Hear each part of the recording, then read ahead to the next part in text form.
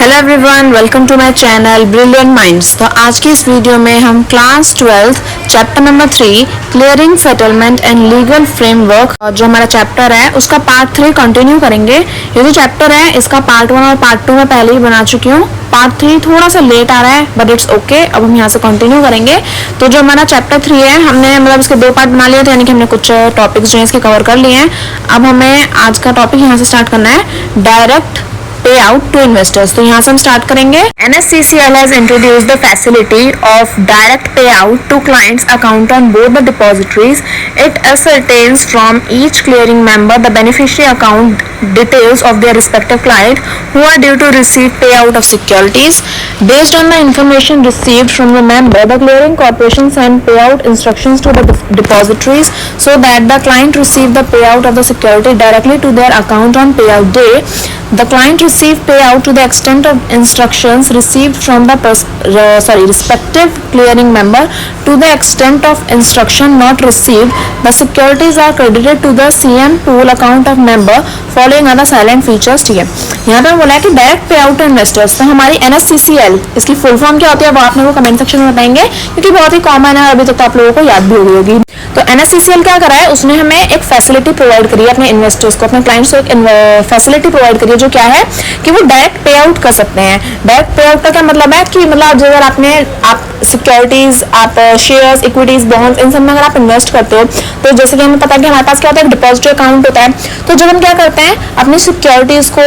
Deal करते हैं, कोई सेल कर रहा है, कोई बाय कर रहा है, तो मतलब जब हम ये जो डीलिंग करते हैं तो हम क्या कर रहे हैं, यानी कि सारी सिक्योरिटीज को डायरेक्टली अपने डिपॉजिटरी अकाउंट में ले सकें। तो उसकी जो हमारी फैसिलिटी है किसने प्रोवाइड करी है, NSCCL ने प्रोवाइड करी है। कि कुछ साइलेंट फीचर्स भी होते हैं, यानी कि जो डायरेक्ट पे आउट है वो किस तरह से काम करता है इन्वेस्टर्स के लिए, वो भी पढ़ लेगा। फर्स्ट पॉइंट हमें दिया है यहाँ पे, clearing members are required to provide a file to NSCCL for effecting pay out to investors account for a particular settlement type, settlement number and delivery type. The file is to be provided as per the structure specified bye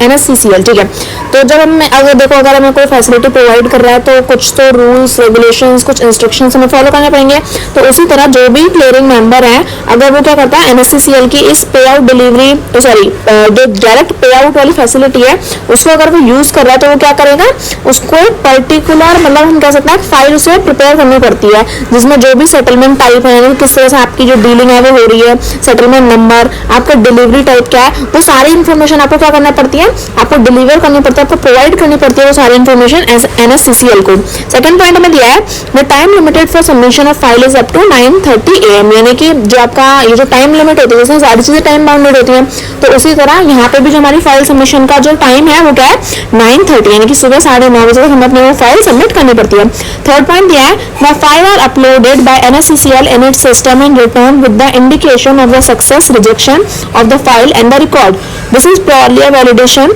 of correctness of the file and record formats. तो अब जो हमारा NSCCL है वो क्या करता है, हमने अपनी फाइल सबमिट कर दी, पर देखो भाई अब आपने फाइल सबमिट कर दी और उसमें कुछ गलती निकल आई, तो ऐसा तो है नहीं कि NSCCL कहेगा वाह फॉर एग्जांपल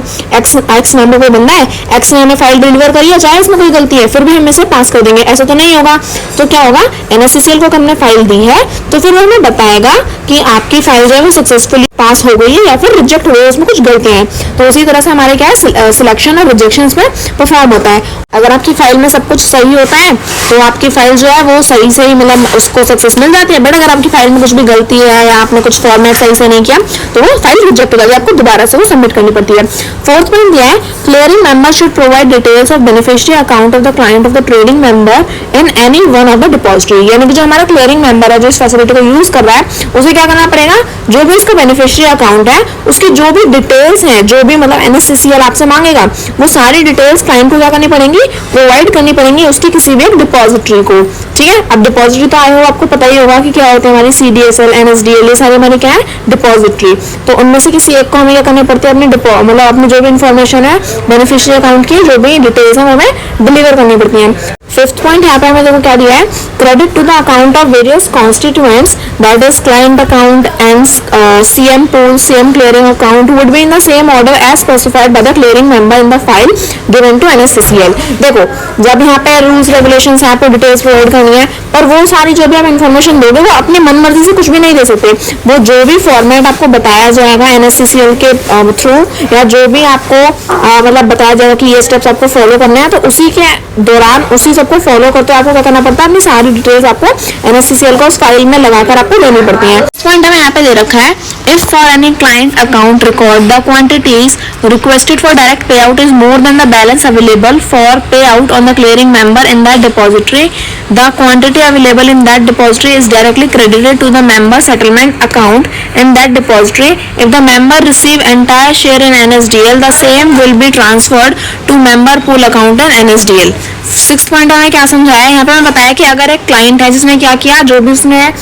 सिक्योरिटीज उसे चाहिए थी, अब उसने क्या किया, वो ज्यादा मांग ली, यानी कि जितनी उसके पास है उससे ज्यादा। फॉर एग्जांपल अगर आप डील कर रहे हो तो सामने वाले ने आपसे 10 सिक्योरिटीज मांग ली, पर आपके पास नहीं है, तो क्या हुआ कि जो भी क्वांटिटी है उसने रिक्वेस्ट करी है वो मोर देन द बैलेंस है। अब क्या होगा, जो भी अब आपने मतलब पूछ तो लिया ये कि आपको इतनी सिक्योरिटीज चाहिए, तो अब क्या करेगा, क्लियरिंग मेंबर जो डिपॉजिटरी है वो आपको जितनी भी उस टाइम पे अवेलेबल सिक्योरिटीज होंगी वो आपको डिलीवर करा देगा, और जो बाकी की जो भी आपकी सिक्योरिटीज रह गई हैं, जो भी आपकी सेटलमेंट नहीं हुई है, वो क्या होगा, वो बाद में आपकी डिपॉजिटरी में आपको मिल जाएंगी। अब यहाँ पे मैं जी पॉइंट में क्या बोला है, in the following situation the pay out is credited to CM pool clearing account of the clearing member where the clearing member fail to provide the detail of the beneficiary account, or where the credit to the beneficiary account of the client fail or any account goes over. और second point है, the remaining quantity received from other depository as payout is credited to the CM pool clearing account of the clearing member with the respective depository. अब देखो यहाँ पे क्या दिया है कि अगर क्या हो, फॉलोइंग सिचुएशन, कुछ सिचुएशन यानी कि जो फर्स्ट पॉइंट है सेकंड पॉइंट है वो हमें बताया है कि अगर क्या हो, pay out is credit to the CM pool. अब ये सीएम क्या होता है, क्लियरिंग मेंबर, तो सीएम फुल फॉर्म है इसकी क्लियरिंग मेंबर, याद रखना आप लोग। तो अब क्या होता है कि अगर हम क्या कर रहे हैं, जैसे कि अब हमने पहले वाले पॉइंट हमने समझा कि अगर जो हमारे रिकॉर्ड्स हैं और मतलब हमें जो सिक्योरिटीज हैं वो कम रह जाएं। अभी दो कंडीशंस है जिसमें क्या होगा कि अगर हमारा जो क्लियरिंग मेंबर है वो क्या करता है, सही से अपनी इंफॉर्मेशन NSCCL को प्रोवाइड नहीं करा पाता, तो उसके अकाउंट में क्या हो जाएगा, पे आउट इज क्रेडिटेड, यानी कि उसका जो भी पे आउट है, सिक्योरिटीज जो भी से मिलने वाली थी वो क्रेडिट हो जाएंगे क्लियरिंग मेंबर पूल में। तो पहला पॉइंट क्या है कि जब भी हमारा क्लियरिंग मेंबर क्या हो जाएगा, फेल हो जाएगा अपनी बेनिफिशियरी अकाउंट्स की जो भी डिटेल्स है वो प्रोवाइड करने में, तो क्या होगा, या फिर where the credit to the beneficiary account to the of the client fail or any account whatsoever. ठीक है, तो यानी कि अगर हमारा जो क्लाइंट है अगर वो क्या करता है, अपनी डिटेल्स प्रोवाइड करने में फेल हो जाता है, तो जो सिचुएशन है वो कौन सी बन जाएगी, pay out is credited to the clearing member pool. यानी कि अब क्या होगा, उसने अब वो डिटेल्स तो प्रोवाइड कर नहीं पाया, तो जो भी हमारी सिक्योरिटीज थी वो क्या हो जाएंगी, क्रेडिट हो जाएंगी, पे आउट हो जाएंगी to clearing member. Second point, अब देखो जब यहाँ पे हमारी सिक्योरिटीज क्या हो जाएंगी, पे आउट हो जाएंगी credited to the CM pool, तो क्या होगा, जो भी हमारी जो भी क्लियरिंग अकाउंट है with respect to the depository, वो सारी हमारी जैसे अब हमने गड़बड़ तो कर दिया है, डिटेल्स हम प्रोवाइड कर नहीं पाया, तो उसमें क्या होगा, जो भी हमारी रिस्पेक्टिव डिपॉजिटरी है, NSDL हो, CDSL हो, उसके अलॉन्ग जो भी हमारी डिपॉजिटरी होगी उसके अलॉन्ग क्या होगा, हमारे जो भी पे आउट है वो क्रेडिट हो जाएंगे। लास्ट पॉइंट हमें यहाँ पे दिया है, if the member client has not paid the dues of the member for the said security or for any other reason the member has valid justification not to release the pay out of a client direct in such. अच्छा ठीक है, ये पूरा point किस बात को दर्शा रहा है, ये पूरा पॉइंट दर्शा रहा है कि अगर क्या हो कि अब हमने पे आउट का मतलब है कि आप सिक्योरिटीज दे रहे हो, आउट मतलब देना, तो आप कब देते हो, कोई भी चीज जब आपको उस चीज के पैसे मिल जाए, है ना। अगर आपने कोई सामान बेचा है तो यानी कि आपने वो सामान दिया है तो आपने उसके लिए अमाउंट ली होगी, पर अगर क्या हो, हमारा क्लाइंट क्या है, जो भी उसकी ड्यूज है, यानी कि जो भी उसको एक फेयर अमाउंट मिलना चाहिए था सिक्योरिटी के लिए, अगर उसको वो नहीं मिलता है तो फिर वो क्या कर सकता है, उसके पास एक वैलिड रीजन है जिसको वो जस्टिफाई भी कर सकता है कि उसने पे आउट ऑफ सिक्योरिटीज क्यों नहीं किया, उसने सामने वाले इन्वेस्टर को सिक्योरिटीज क्यों नहीं दी पे आउट डे पर, क्योंकि उसको उसका जो फेयर अमाउंट था, जो भी उसका पैसा बन रहा था, वो सामने वाले क्लाइंट ने उसे नहीं दिया, तो इसलिए क्या होगा, उसको फिर पे आउट डे पर सिक्योरिटीज डिलीवर नहीं होंगी। अब देखो यहाँ पे हमें क्या दिया है, problem pertaining to security settlement। अब देखो हम सिक्योरिटी सेटल तो करते हैं कि आज मैंने ऐसे शेयर बेचे हैं या सामने वाले से लिए हैं, तो अब जरूर तो नहीं है ना कि हर बार सब कुछ एकदम सही सही स्मूथ तरीके से सब कुछ सही हो जाए। तो जो भी प्रॉब्लम्स है सिक्योरिटी सेटलमेंट के दौरान, तो वो कौन कौन सी हैं? तो ब्रॉडली यहाँ पे 3 टाइप की क्लासिफिकेशन दे रखे हैं। पहला है शॉर्ट डिलीवरी, सेकंड है बैड डिलीवरीज, थर्ड है कंपनी ऑब्जेक्शंस। तो देखो शॉर्ट डिलीवरीज क्या होती है? A short delivery failed delivery take place when a broker, a custodian or the clearing corporation delivers fewer securities than what were contracted for either to another broker, a custodian or the clearing corporation. On the security paying day, clearing member communicate to the clearing corporation about the securities that he will be able to deliver and those securities which he will not be able to deliver। अच्छा देखो यहाँ पे क्या दिया है? अच्छा यहाँ पे एक वैल्यूएशन डेबिट भी है, और वैल्यूएशन डेबिट हम इसी चैप्टर में थोड़ा सा बस आगे जाके पढ़ेंगे। तो इस वाले पॉइंट को और नीचे वाला जो पॉइंट है हम थोड़ा सा होल्ड पे रखेंगे। इस वाले सेक्शन को हम क्या करेंगे, थोड़ा सा आगे जाके पढ़ेंगे, बस अभी नहीं पढ़ेंगे, बट मैं आपको थोड़ा सा मतलब एक ओवरव्यू दे दूंगी। अब देखो शॉर्ट डिलीवरीज क्या है? शॉर्ट डिलीवरीज को हम फेल डिलीवरीज भी कह सकते हैं। इसमें क्या होता है, जब हमारा एक ब्रोकर या फिर कस्टोडियन या फिर क्लियरिंग कॉर्पोरेशन क्या करता है, फ्यूअर सिक्योरिटीज को ही डिलीवर करता है। यानी कि बात तो हुई थी 10 सिक्योरिटी प्रोवाइड करने की, और उसमें से सिर्फ 8 सिक्योरिटीज क्या होते हैं, डिलीवर होती हैं। तो हमारा कॉन्ट्रैक्ट क्या था, 10 सिक्योरिटीज को डिलीवर करने का, पर हुआ क्या, 8 सिक्योरिटीज डिलीवर हुई। तो इस टाइम पर इस जो भी ये हमारी मिसकम्युनिकेशन हुई है, जो भी प्रॉब्लम अराइज हुई है, इसको हम क्या बोलेंगे, शॉर्ट डिलीवरी की कैटेगरी में डालेंगे। यानी कि सिक्योरिटीज तो हमने डिलीवर करी सिक्योरिटी पे इन डे पर, यानी कि हमें पैसे भी मिल गए, पे आउट डे पर सिक्योरिटीज भी डिलीवर हो गई। बस प्रॉब्लम क्या हुई कि जितनी सिक्योरिटी डिलीवर होनी थी उतनी ना होकर थोड़ी सी कम डिलीवर हुई। अब यहाँ पे क्या है, अब देखो एक और पॉइंट यहाँ पे दिया है, clearing member communicate to the clearing corporation about the securities. अब देखो जो भी हमारा क्लियरिंग मेंबर है, अब उसको तो 10 सिक्योरिटीज मिलनी चाहिए थी, पर उसे नहीं मिली, तो वो क्या कर सकता है, क्लियरिंग कॉर्पोरेशन से अपनी बात भी कर सकता है कि मेरे को इतनी सिक्योरिटीज डिलीवर हुई करनी थी, मतलब होनी चाहिए थी इतनी सिक्योरिटीज डिलीवर, पर मुझे सिर्फ 10 में से 8 ही डिलीवर हुई, और जो नहीं हुई उसका रीजन भी वो जान सकता है। अब तो यहाँ पे हमारा बी पार्ट है बैड डिलीवरी। इसमें क्या बोला है, bad deliveries are required to be reported to the clearing corporation within 2 days from the receipt of documents. The delivering member is required to rectify these within 2 days. Unrectified bad deliveries are assigned to auction on the next day. This problem can arise only in case of physical settlement। यानी कि अब देखो हमने पहले पढ़ा था short deliveries, तो उसमें क्या था कि जितना डिसाइड हुआ था उससे कम सिक्योरिटीज हमें डिलीवर हुई। बैड डिलीवरीज में क्या होता है कि जब भी हम फिजिकल सेटलमेंट करते हैं ना, तो ही ये प्रॉब्लम अराइज होती है। यानी कि हमारी जो डिलीवरी हुई है सिक्योरिटीज की, उसमें क्या होता है, थोड़ी सी परेशानी खड़ी हो जाए, यानी कि वो सही से हमारे पास पहुंची ना हो, उसकी कंडीशन थोड़ी ठीक ना हो। तो अब ये जो डिलीवरीज होती हैं, अगर ये क्या है, मतलब अगर वो सही तरीके से नहीं आई हैं, तो जो भी रेक्टिफाई कर ली है हमने डिलीवरीज, यानी कि ये वाली, जैसे कि this delivering member is required to, अब यानी कि जो ये गलत डिलीवरी हो गई है या फिर जो फिजिकल सेटलमेंट में जो भी प्रॉब्लम अराइज हुई है, उसको क्या करना पड़ेगा, हमें रेक्टिफाई करना पड़ेगा और 2 दिन के अंदर रिपोर्ट करना पड़ेगा। पर अगर हम रिपोर्ट नहीं करते हैं तो क्या होगा, जो अनरेक्टिफाइड बैड डिलीवरीज है उन सबको हम क्या करते हैं, ऑक्शन डे में ऑक्शन में सिक्योरिटीज को दे देते हैं, और जो भी बोली लगा कर उन्हें ले लेता है वो सिक्योरिटीज फिर उसकी जाती हैं। थर्ड में दिया कंपनी ऑब्जेक्शन। तो देखो बहुत लंबा चौड़ा लिख रखा है, अगर मैं सारा पढ़ने बैठूंगी तो लेट हो जाएगा, तो इसलिए अब मैं पढ़ूंगी नहीं। वैसे मैंने किताब तो पूरी पढ़ी रही थी, मतलब जब चैप्टर पढ़ाने बैठती हूँ तो पहले एक बार बुक रीड कर लेती हूँ, तो आपको सीधा सीधा बता देती हूँ ताकि आपका भी ज्यादा टाइम वेस्ट ना हो। तो देखो कंपनी ऑब्जेक्शन में क्या होता है कि जब भी कोई भी प्रॉब्लम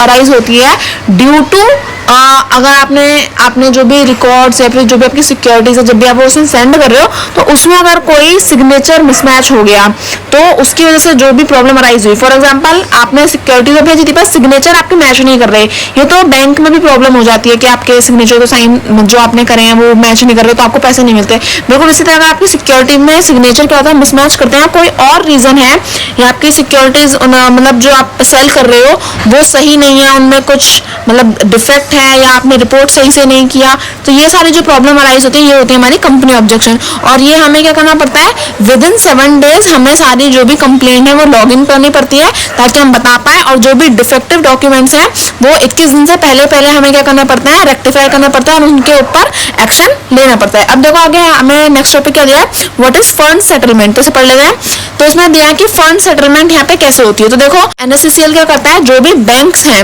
उन सबको अपने पास अपॉइंट करके रखता है और उसके थ्रू क्या करता है, अपने फंड्स जो भी है उन सबको सेटल कराता है। देखो यहाँ पे बहुत सारे बैंक के नाम भी दिए, उन सारे 13 जो भी बैंक हैं जो NSCCL में क्या है रजिस्टर्ड कहना सही नहीं होगा, मतलब जिनके संग वो काम करता है, वो इन सारे 13 बैंक्स के नाम दे रखे हैं। जैसे HDFC बैंक हो गया, बहुत ही कॉमन बैंक के नेम से जो आप सभी ने सुने होंगे, ICICI हो गया, IDBI हो गया और कोटक हो गया, ये सब आपने सुन रखा है। तो ये सारे क्या रहता है, हमारे फंड सेटलमेंट NSCCL के जो भी सेटलमेंट्स हैं उन सबके साथ अपॉइंटेड रहता है और साथ में मिलकर काम करते हैं।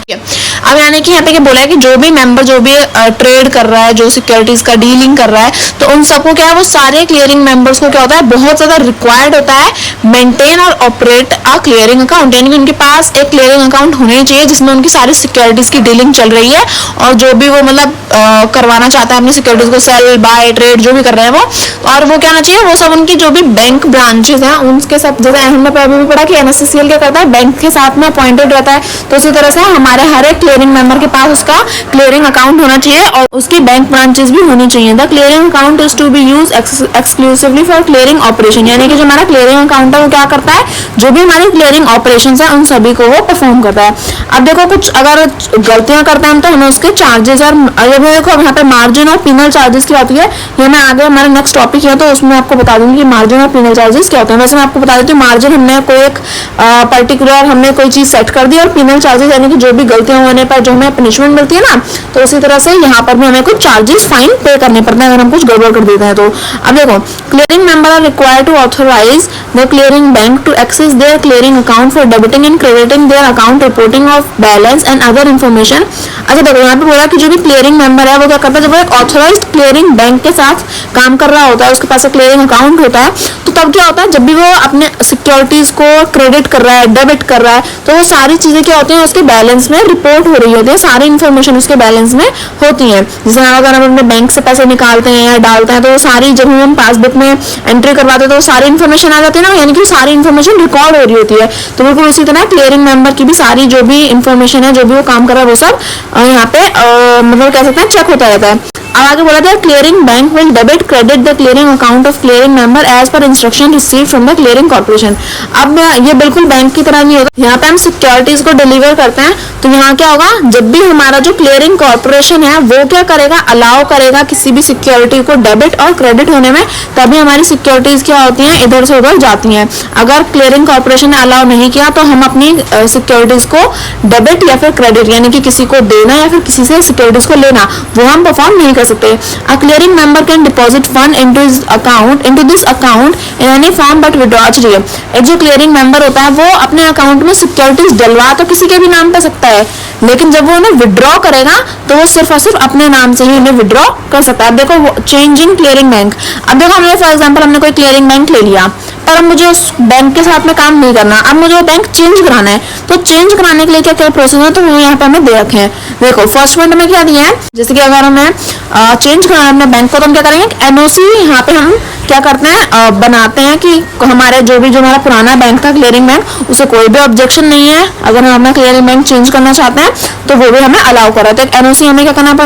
करनी पड़ती है, बनवानी पड़ती है, ताकि हम क्या कर सके, बता सके कि पुराने क्लियरिंग बैंक को हमसे कोई भी परेशानी नहीं है कि हम ये क्लियरिंग बैंक चेंज करा रहे हैं। दूसरा दिया, देखो अब हमने जैसे NOC नहीं करवाई तो हमने क्या, अगर देखो अगर आपको थोड़ा बहुत बैकग्राउंड से साउंड आता है ना तो प्लीज सबसे कॉम्प्रोमाइज कर लेना, क्योंकि आप मतलब सबको तो नहीं रोक सकती ना, तो आप अपनी पढ़ाई पे फोकस करना, थोड़ा सा बैकग्राउंड साउंड को इग्नोर कर देना। तो देखो, सेकंड पॉइंट में हमने क्या दिया है कि अगर हमने क्या किया, उससे NOC हमने फाइल नहीं करवाई, अगर NOC हमने क्या करा, मतलब अभी हमने NOC नहीं करवाई, तो क्या होगा, हमारे पास एक दूसरा ऑप्शन भी हो सकता है कि जैसे अगर आपने NOC का टाइम पीरियड होता है 14 दिन का, फोर्टनाइट का, पर अगर हमने NOC से भी काम नहीं किया तो हमें क्या करना पड़ेगा, एक डिक्लेरेशन फॉर्म यहाँ पे होता है कि a declaration to the above effect, यानी कि हमें क्या करना पड़ता है, एक acknowledged copy of NOC request करनी पड़ती है हमारे एग्जिस्टिंग क्लियरिंग बैंक को कि आप देखो एक NOC है, आप उसको प्लीज मतलब आप उसे अलाउ करो ताकि हम अपना जो है क्लियरिंग बैंक चेंज करा सके। सेकंड पॉइंट दिया है, a clearing corporation would thereon issue a letter of introduction to the another designated clearing bank,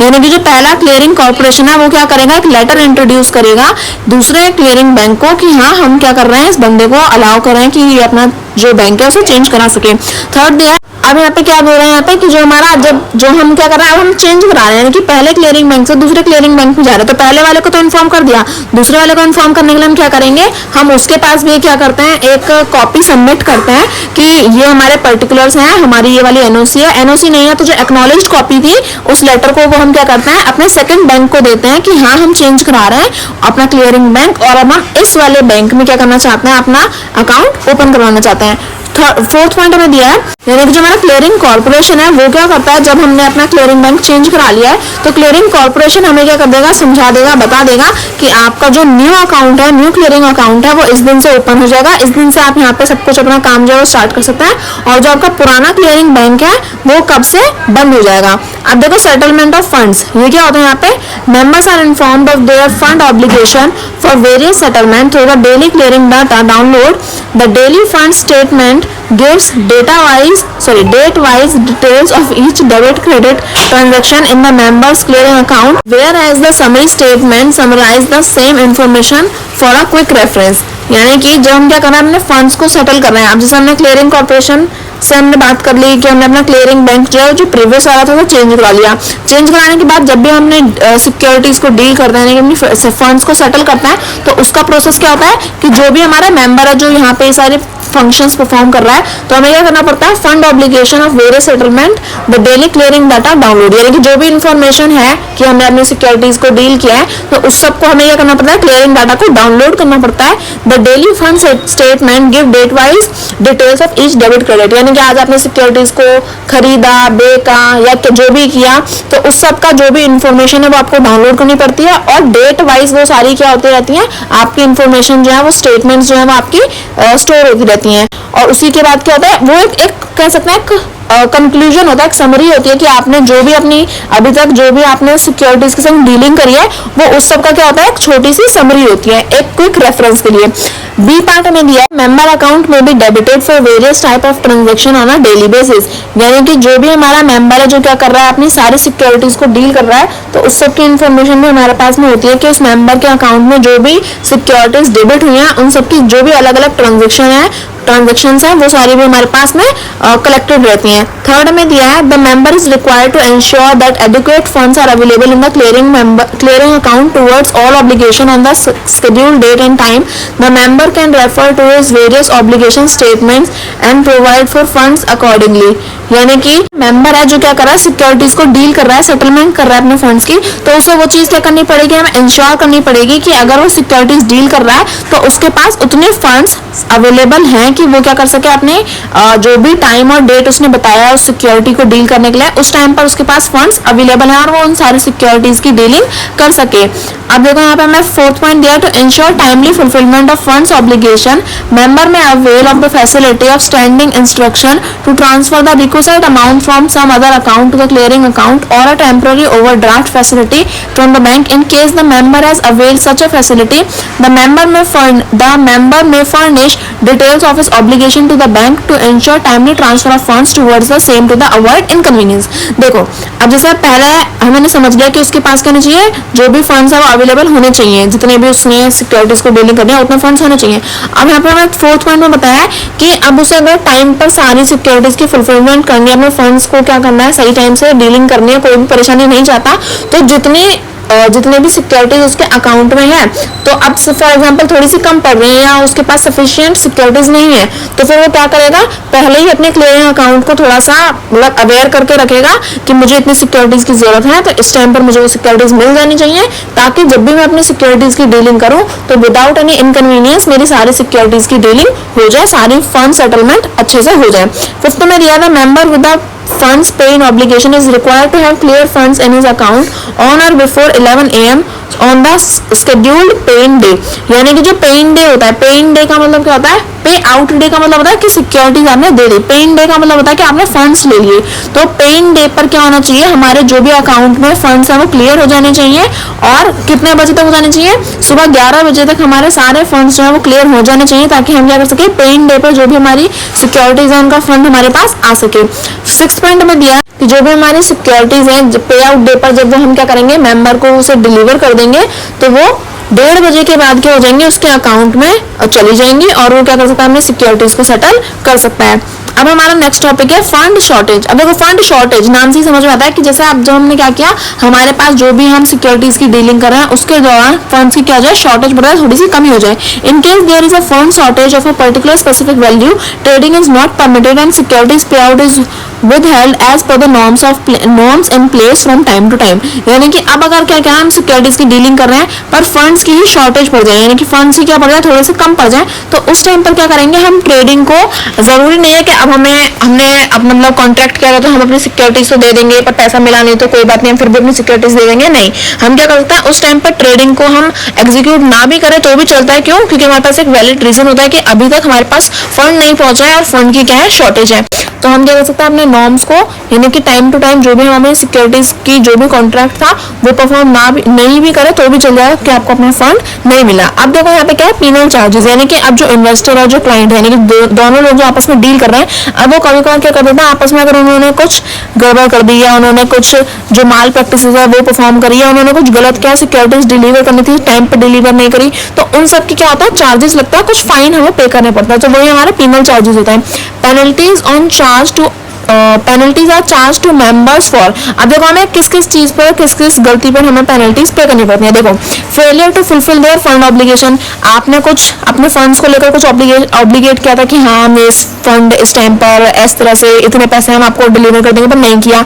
तो वो आपने गलत किया, तो उसके लिए हमें क्या करना पड़ेगा, वो हमारा फेलियर निकला कि हम अपने फंड्स नहीं दे पाए तो उसके लिए हमें चार्जेस पे करने पड़ेंगे। Failure to fulfil their securities deliverable obligation, यानी कि अब हम सिक्योरिटीज नहीं ढंग से पे कर पाए या किसी को डिलीवर कर पाए तो उसमें भी हमने क्या करी, जो भी हमारा कॉन्ट्रैक्ट था उसे सही से कंप्लीट नहीं किया तो उसमें भी हमें चार्जेस पे करना पड़ता है। मार्जिन शॉर्टेजेस, अब मार्जिन तो हमारा नेक्स्ट टॉपिक ही होगा तो वहां पे हम समझ लेंगे कि मार्जिन शॉर्टेजेस क्या होते हैं। Fourth, their security deposit shortage, यानी कि जो सिक्योरिटीज हैं जो आपको डिपॉजिट करनी थी बट वो भी क्या रह गई, थोड़ी सी कम रह गई, तो उसके लिए भी हमें चार्जेस पे करने पड़ेंगे। सिक्स्थ, दिया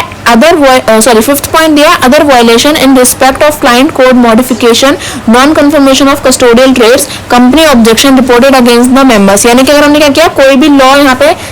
कोई भी गलती यहाँ पे अगर हमने कुछ भी वायलेट किया, जैसे कि हमने क्लाइंट कोड को वायलेट कर दिया, हमने अपने कस्टोडियल ट्रेड्स को कंफर्म नहीं किया, वो हमने वायलेशन यहाँ पे परफॉर्म करी। कंपनी ऑब्जेक्शन जो हमने पढ़ी थी, यानी कि सिग्नेचर का मिसमैच होना, किसी चीज का सही से ना होना, रिपोर्ट में कुछ गलती होना, तो वो सारे अगर वो सब हम वायलेट करते हैं तो भी हमें क्या करना पड़ता है, फाइन पे करना पड़ता है। अब देखो हाउ आर शॉर्टेजेस हैंडल, अब ये जो हमारी शॉर्टेजेस आ रही है सिक्योरिटीज की, फंड की, इन शॉर्टेजेस को हम किस तरह से क्या कर सकते हैं, हैंडल कर सकते हैं। On the security paying day NSCCL identifies short deliveries and the respective clearing member is debited by an amount equivalent to the security not delivered by him and valued at a valuation price. This is called a valuation debit. A valuation debit is also connected for bad deliveries by clearing members. अब देखो यहाँ पे क्या है कि जैसे clearing members अभी यहाँ पे शॉर्टेज हो गई तो यहाँ पे क्या करेगा, जो हमारे पेइंग डे पर अगर हमारे NSCCL पहले ही आइडेंटिफाई कर लेता है कि कौन कौन सी शॉर्ट डिलीवरीज हैं या बैड डिलीवरीज हैं, तो वो सब वो पहले से ही NSCCL क्या करता है, मतलब आइडेंटिफाई करके रखता है। अब यहाँ पे क्या हो जाता है, अगर शॉर्ट डिलीवरीज हैं, यानी कि हमें 10, मैंने आपको पहले बताया था कि 10 सिक्योरिटीज हमें डिलीवर करनी थी, 8 डिलीवर हो पाई, 2 रह गई, तो NSCCL ने पहले आइडेंटिफाई कर लिया था कि यहाँ पे शॉर्ट डिलीवरीज है। वो क्या करेगा कि जितने भी सिक्योरिटीज की कमी रह गई है तो वो क्या कर देगा, उन्हें अपने अमाउंट से, अपने अकाउंट से उन्हें डेबिट कर देगा एट अ वैल्यूएशन प्राइस, यानी कि आपने तो 8 ही डिलीवर करी, NSCCL ने 2 और डिलीवर करी, तो वो जो NSCCL ने डिलीवर करी है सिक्योरिटीज उन सब को क्या करता है, एट वैल्यूएशन प्राइस पे उन्हें डिलीवर करता है। और जो वैल्यूएशन प्राइस है इसी को हम क्या बोलते हैं, वैल्यूएशन डेबिट बोलते हैं। और वैल्यूएशन डेबिट हमारा जो आगे का टॉपिक है उसमें ही आएगा, तो अभी तक उसे अभी थोड़ा सा स्किप करते हैं और इसे आगे पढ़ेंगे। NSCCL conducts a buying in auction for security shortage on the day after payout day through the NSE trading system. If a buying in auction price is more than the valuation price, the member is required to make the good difference. यानी कि NSCCL ने जो भी securities यहाँ पे deliver करी तो वो क्या करता है, वैल्यूएशन प्राइस पे डिलीवर करता है, और जो भी उसकी बैड डिलीवरीज हैं उन सबको भी क्या करेगा, वैल्यूएशन डेबिट पर ही परफॉर्म करता है। अब देखो व्हाट आर वैल्यूएशन प्राइसेस, इसका मैंने क्या दिया है, price at which valuation debit are conducted called valuation prices and are calculated as below, यानी कि जो भी सिक्योरिटीज हमारी वैल्यूएशन डेबिट पर क्या हुई है, कंडक्ट हुई है, उन सबको हम क्या बोलेंगे, वैल्यूएशन प्राइस बोलेंगे। Valuation price for for failure to deliver for regular market and limited physical market deals. यानी कि वैल्यूएशन प्राइस भी क्या होते हैं, दो तरह की होती हैं। एक तो होती है हमारी failure for delivery of regular market and limited physical market deals, दूसरी होती है हमारी bad delivery for regular market and limited physical market. तो देखो यहाँ पे पहला क्या दिया है हमें, the valuation price for security which were not delivered on the settlement day for security is the closing price of such securities on the immediate trading day preceding the paying day for the security। यानी कि ये वो price है जिस पर हमारी क्या है, वो प्राइस जब हमारी सिक्योरिटीज वहाँ पे डिलीवर ही नहीं हुई, सेटलमेंट होनी थी बट उस टाइम पर हमारी सिक्योरिटी ही डिलीवर नहीं हुई, तो वो प्राइस क्या कहलाएगी, यानी कि closing price of such security. और जैसे हमारी सिक्योरिटी डिलीवर होनी थी पर वो डिलीवर नहीं हो पाई, तो NSCCL ने से डिलीवर किया, तो उस टाइम पर वो जो प्राइस कहलाएगी हमारी, वो होगी हमारी valuation price for failure to deliver, क्योंकि उस टाइम पर हम अपनी सिक्योरिटी को डिलीवर नहीं कर पाए, तो वो फेलियर टू डिलीवर हो गई। और वो क्या होता है, उसका प्राइस हो जाएगा उस सिक्योरिटी का क्लोजिंग प्राइस, यानी कि जिस टाइम पर वो सिक्योरिटी क्लोज हुई थी तो वही प्राइस क्या हो जाएगा, उसका क्लोजिंग प्राइस हो जाएगा। सेकंड दिया है कि the valuation price of for security which constitute bad deliveries in the is the closing price for such security on the immediate trading day preceding the bad delivery rectification day for the security। यानी कि second जो है वो क्या है, bad delivery वाला, यानी कि सिक्योरिटी तो डिलीवर हुई बट उसमें क्या रह गई, थोड़ी सी कोई परेशानी रह गई, वो सही से सेटल नहीं हो पाई, कोई फिजिकल सेटलमेंट के दौरान कोई गड़बड़ हो गई, तो वो उस टाइम पर जो सिक्योरिटी का क्लोजिंग प्राइस होगा वही हमारा क्या हो जाएगा, valuation price for bad delivery for regular market and limited physical market deals. तो आई होप आपको ये दोनों समझ में आएंगे। अब हमें क्या दिया है यहाँ पे, what are close out procedure for various market. तो इस टॉपिक को हम अभी कवर कर लेते हैं। क्लोज आउट प्रोसीजर में देखो यहाँ पे मैं क्या बोला, what are close out procedure for various market, यानी कि जो हम अपनी सिक्योरिटीज को डिलीवर कर देते हैं, सेटलमेंट सारी हो जाती है, तो क्लोज आउट प्रोसीजर क्या होता है ना, कि आप अपने सिक्योरिटीज डिलीवर तो करते, तो अब वो किसी सामने वाले क्लाइंट के जो भी है हमारा उसके पास डिलीवर होंगे, तो अब हमारी सिक्योरिटीज को क्लोज करने का प्रोसीजर क्या होता है, यानी कि जब भी हम सिक्योरिटीज को डिलीवर करते हैं पर उसके टाइम पर हमने देखा था कि कुछ तीन तरह की परेशानी, शॉर्ट डिलीवरी, बैड डिलीवरीज और हमारी कंपनी ऑब्जेक्शंस, इस तरह की क्या होती है, प्रॉब्लम्स खड़ी जाती हैं। तो जब हमारा प्रोसीजर हम उसे क्लोज कर रहे होते हैं और अगर इस तरफ की शॉर्टेजेस आ जाती हैं तो उसको किस तरह से डील करते हैं हम सिक्योरिटी मार्केट में। देखो, for regular market in case of failure to give delivery, यानी कि पहला केस कौन सा है कि हम जो सिक्योरिटीज है उन्हें डिलीवर करने में ही फेल हो गए, यानी कि हम अपनी सारी सिक्योरिटीज दे ही नहीं पाए, यानी कि कौन सा केस है, शॉर्ट डिलीवरी वाला। Eight the highest price of prevailing, मैं ऐसे बता देती हूँ, काफी लंबा चौड़ा पढ़ना पड़ेगा वरना। देखो, अगर हमने क्या किया, फेलियर टू गिव डिलीवरी, हम अपनी सिक्योरिटीज को ही डिलीवर नहीं कर पाए, तो क्या होगा, अब सामने वाले इंसान को तो अपनी सिक्योरिटीज चाहिए थी ना, हम डिलीवर नहीं कर पाए तो उसकी क्या गलती, तो क्या होगा उस टाइम पर कि अब जो है उसके जो भी हमारा मेंबर है, जो भी हमारा क्लाइंट है, उसको क्या होगा, जो भी उसकी सिक्योरिटीज है उसकी जो भी वैल्यू बनती है, तो या तो उसका क्लोजिंग टाइम पर, ट्रेडिंग टाइम पर जो भी उसकी क्लोजिंग प्राइस है, या तो वो है ना, या फिर जो 20% अबव, उस सिक्योरिटी के 20% अबव जो भी प्राइस होगा, इन दोनों प्राइस में से जो सिक्योरिटीज का प्राइस है वो, या फिर 20% अगर हम उस सिक्योरिटी का लगाएं अबव, उस सिक्योरिटी के 20% अबव क्लोजिंग प्राइस लगाएं, तो ऑक्शन डे वाले दिन हमने देखा था ना कि अगर सिक्योरिटीज डिलीवर नहीं होती तो ऑक्शन डे वाले दिन क्या हो जाती है, वो ऑक्शन उनका हो जाता है, वो वैसे डिलीवर कर दी जाती हैं। तो या तो क्या होगा, day trading period till the day of closing out or 20% above the closing price of the auction day, whichever is higher, इन दोनों में से जो भी हायर होगा उनमें से क्या होगा, वही हायर प्राइस क्या होगा, वो शॉर्टर डिलीवरी, यानी कि जो भी हमारा क्लाइंट है उसको क्या हो जाएगा, वो डिलीवर हो जाएगा। Higher of 10% above the closing price of the security is normal market on auction day, the highest trade price from the first day trading of the settlement till the auction day। यानी कि यहाँ पे मैं क्या बोला है कि अगर हमारी सिक्योरिटी जो है वो शॉर्ट डिलीवर्ड है, यानी कि वो हम सिक्योरिटीज को डिलीवर नहीं कर पाए, तो उस टाइम पर जो सिक्योरिटी का क्लोजिंग प्राइस है या फिर 20% above than the closing price, इन दोनों में से जो भी हायर होगा वो हम क्या कर देंगे, उस मेंबर को हम उसे वो पैसे डिलीवर, उस वैल्यू को हम उसे ट्रांसफर कर देंगे। सेकंड पॉइंट हमें दिया है, in case of non rectification replacement for bad deliveries at the highest price prevailing in the NSC from the first day of the relevant trading period till the day of the closing out or 20% above the official closing price on the auction day whichever is higher. यानी कि अब देखो, बिल्कुल पहले वाले की तरह इसमें भी क्या होता है कि हमने क्या किया, सिक्योरिटीज को हमने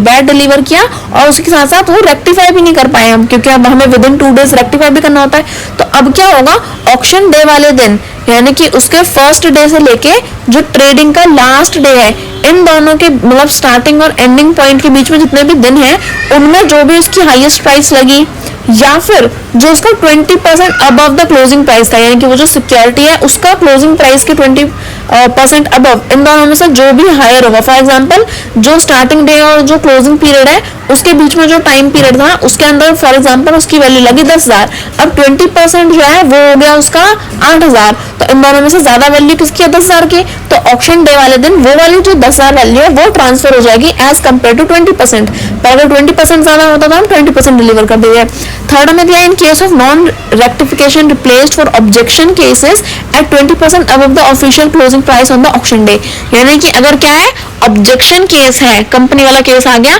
तो क्या होगा जो भी उसका सिक्योरिटी का ऑफिशियल क्लोजिंग प्राइस था उसके ऊपर हम 20% और ज्यादा वैल्यू रखकर हम क्या कर देंगे उसे डिलीवर कर देंगे। अब देखो for limited physical market deals in case of failure to give delivery at 20% over the actual price, actual trade price, यानी कि अगर फेलियर टू गिव डिलीवरी है तो हम क्या करेंगे 20% अबव उस एक्चुअल प्राइस के ऊपर हम क्या करेंगे 20% वैल्यू और रख करके क्या हम कर देंगे उस सिक्योरिटी को डिलीवर कर देंगे। सेकंड है कि रिप्लेसमेंट है, सॉरी नॉन रेक्टिफिकेशन और रिप्लेसमेंट वाली अगर केस है पर बैड डिलीवरी है तो क्या होगा, क्योंकि सिक्योरिटी तो डिलीवर हो गया बस थोड़ी सी बैड कंडीशन में है, तो क्या होगा ओवर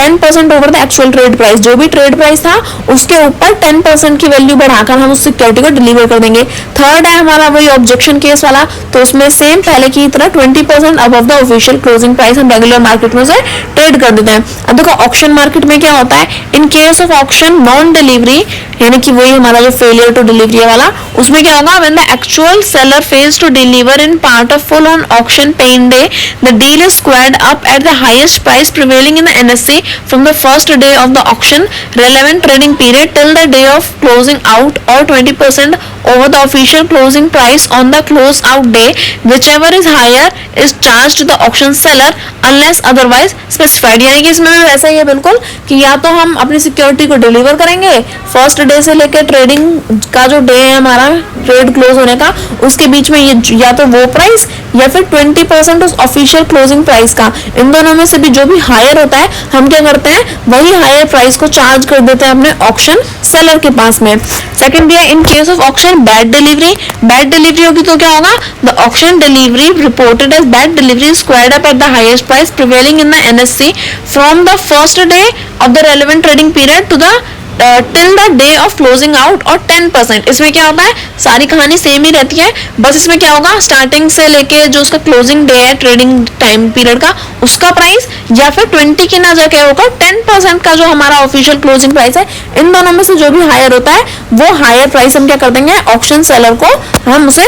डिलीवर कर देंगे। अब देखो यहाँ हम इसे और पढ़ लेते हैं वरना वीडियो ज्यादा लंबी हो जाएगी। Rectified replace bad deliveries reported as bad delivery, यानी कि अब अगर हमने क्या किया रेक्टिफाइड जो रिप्लेस डिलीवरीज होती हैं उनके संग हम किस तरह से परफॉर्म करेंगे for regular market deals eight the highest price prevailing. देखो इस सब में सेम ही रहेगा बस परसेंटेज का फर्क आएगा, तो मैं ऐसे ही आपको बता देती हूँ। फॉर रेगुलर मार्केट डील्स में क्या होता है जो भी हायर प्राइस होगा फर्स्ट डे से लेके क्लोजिंग डे तक जो भी टाइम पीरियड है इसके अंदर जो हाईएस्ट प्राइस है या फिर क्लोजिंग जो भी हमारा 10% ऑफिशियल क्लोजिंग प्राइस था, इन दोनों में से जो भी प्राइस हायर होता है ऑक्शन डे वाले दिन हम क्या कर देते हैं जो भी हमारी रेक्टिफाइड सिक्योरिटीज थी उन सबको हम डिलीवर कर देते हैं जो भी हाईएस्ट प्राइस होता है उस प्राइस पर। सेकंड है फॉर लिमिटेड फिजिकल डील्स, इसमें भी क्या होता है जो हमारी रिप्लेस शेयर रिपोर्टेड है जो बैड डिलीवरीज हमने कही है वो क्या होगा 10% के एक्चुअल प्राइस पर उन्हें हम ट्रेड कर देते हैं। Company objection cases reported as bad deliveries, तो इसमें क्या होता है रेक्टिफाइड रिप्लेस्ड कंपनी ऑब्जेक्शन जो भी होता है बैड डिलीवरीज जो है